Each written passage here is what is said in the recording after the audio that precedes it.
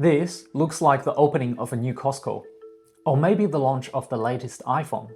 But no, these people are lining up outside of an old Bunnings warehouse to buy storage boxes, artificial flowers, kitchen tools, toys, rugs, and maybe hundreds of different objects nobody knew they needed until 5 minutes ago.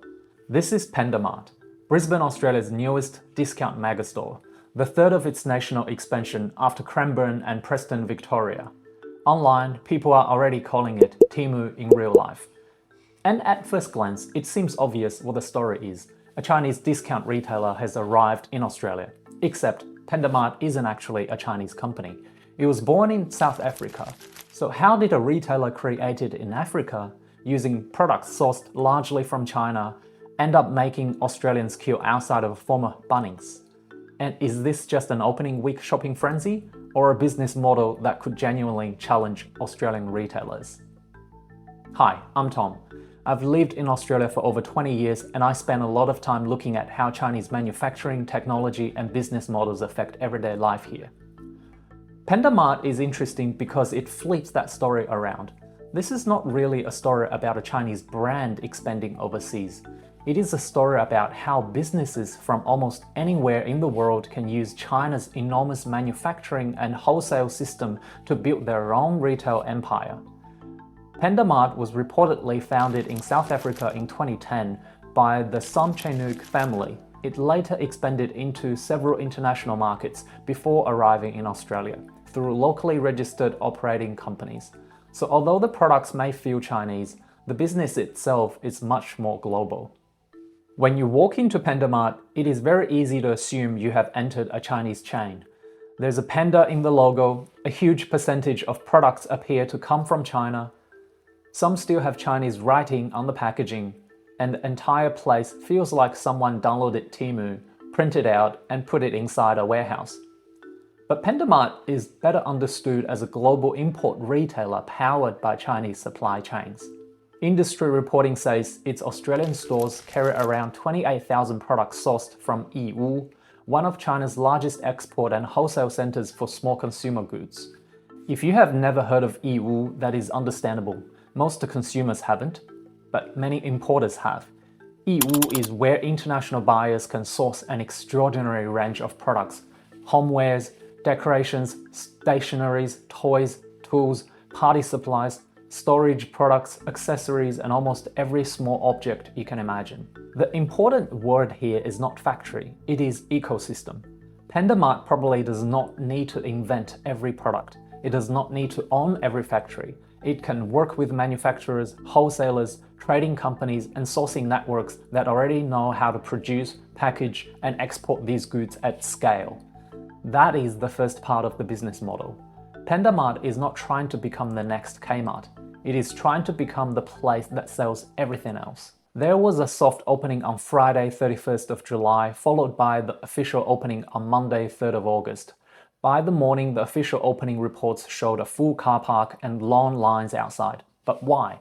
Brisbane already has Kmart, already has Big W, and tons of other discount stores, Asian variety shops, and online-wise, there's Amazon, eBay, AliExpress, Shein, and Temu. Australians are not suffering from a shortage of supplies of storage containers. The answer is that Panda Mart is not only selling products, it is selling discovery. You might enter looking for a laundry basket, then you find a 6-foot artificial tree, a powerful torch, a chair shaped like a cartoon animal, and 3 aisles later, you have forgotten why you came and end up with hundreds of other things in your trolley. This is similar to a Daiso chain, but much, much bigger in scale. That experience is difficult to recreate online.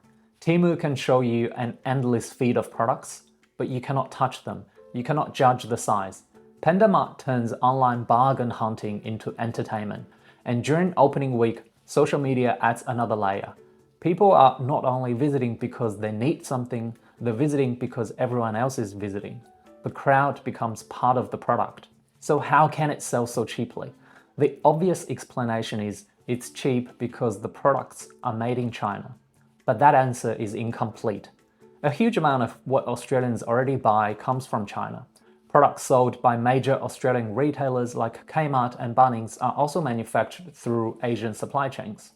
So the real question is not where was it made? The real question is how many businesses touched it before it reached the customer. Imagine a product leaves a factory for $3.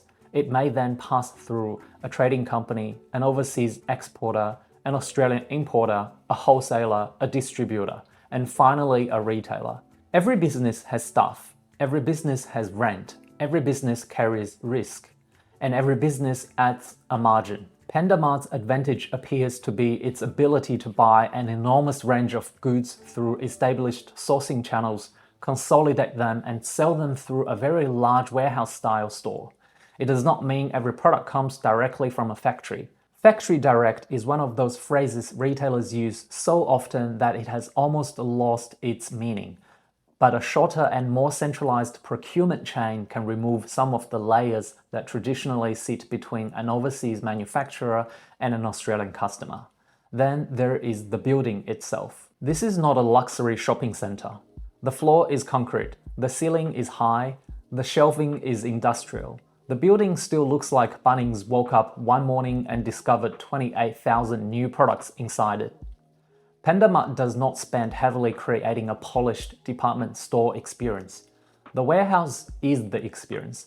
That helps control fit-out costs and allows the retailer to display a huge quantity of merchandise.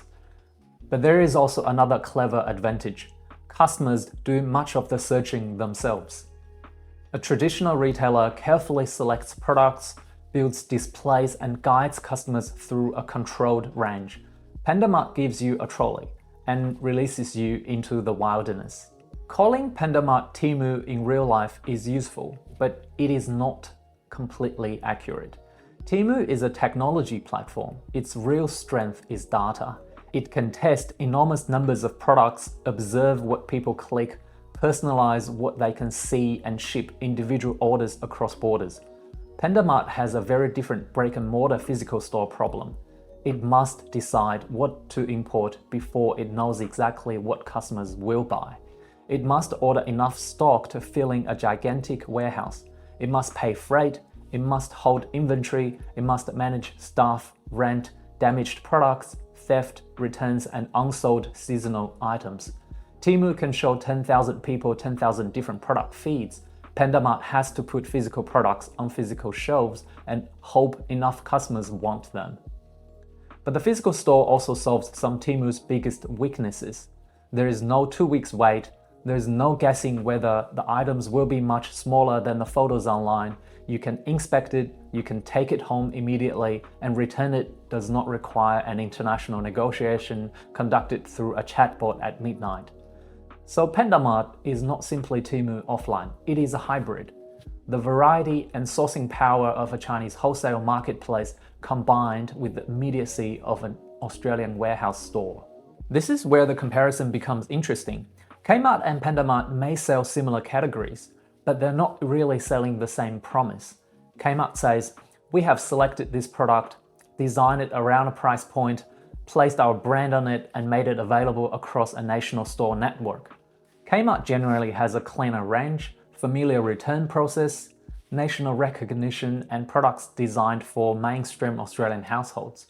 Panda Mart competes through range, novelty, and the chance of finding something unexpectedly cheap.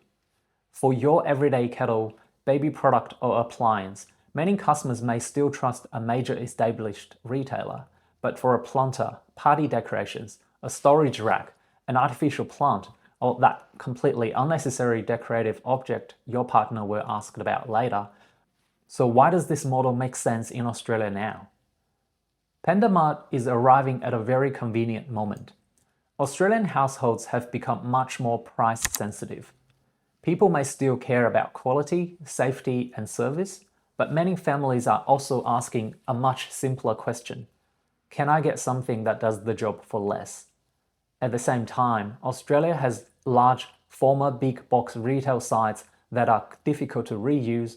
A normal shop cannot fill an old Bunnings or Master's warehouse, but Panda Mart needs exactly that kind of space. Large floor area, high ceilings, loading access, parking, and enough room to display tens of thousands of products.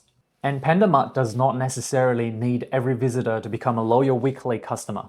Families travel there because it is an activity.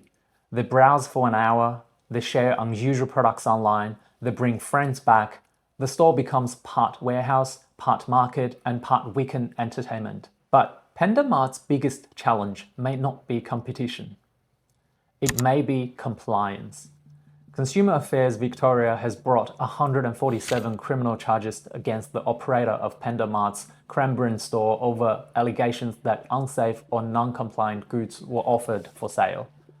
The products named by the regulator included goods involving button batteries, toys, prams, bicycle helmets, trolley jacks, and banned yo-yo water balls. Energy Safe Victoria has separately brought 130 electrical safety charges relating to allegedly unsafe lamps and other electrical household products. These remain allegations and charges rather than findings that every Panda Mart product is unsafe. They also relate to Victorian operations and should not automatically be attributed to the Brisbane store, but they expose the most difficult part of this entire business model. China can supply an almost unlimited range of products. That is Panda Mart's advantage.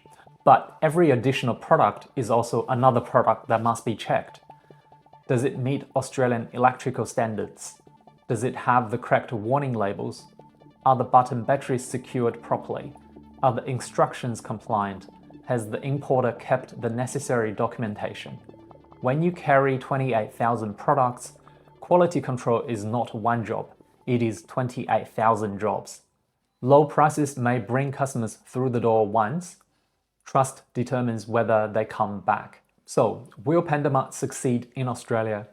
The opening crowds prove that Australians are curious. The real test begins when the queue is gone. Can it control inventory? Can it maintain low prices after Australian rent, wages, freight, and compliance? And most importantly, can it convince customers that cheaper is better? Will it change how people expect small consumer goods to be priced in the future?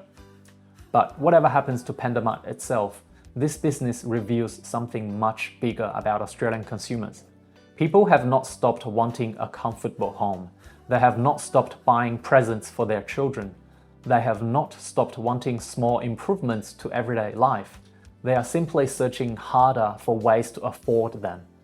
Panda Mart did not create that behavior. The cost of living crisis did. What Panda Mart has done is combine that demand with the South African retail model, Australian warehouse space, and the enormous productive capacity of China's supply chain. It shows what happens when global supply meets a local financial pressure point. I'm Tom, and I'll see you in the next one.